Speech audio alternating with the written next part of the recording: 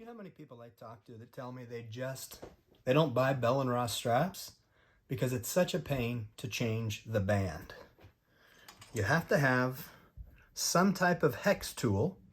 Usually they're black, one's straight, one's curved. It's provided by Bell & Ross, and they've got these little hex ends on that you stick in here and you turn counterclockwise to remove the bar with the hex ends that they have inside.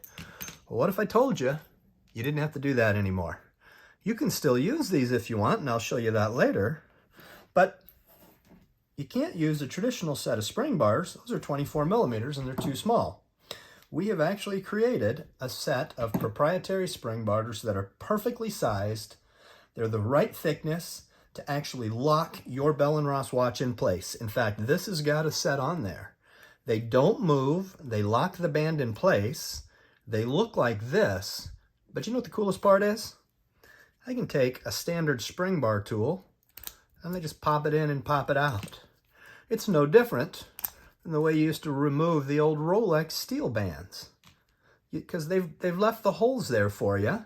So now, anytime I want, I can take a new band, I slide one of these O2 straps, spring bars, into it, just like that.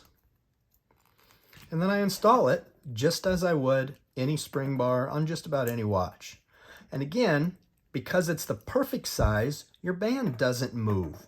It locks in place, you don't see any of the spring bar, and it holds it perfectly. Now we do the top side. And every single day, because this is so easy, I can change my band out, anytime that I want. Just by doing that, locking it in place.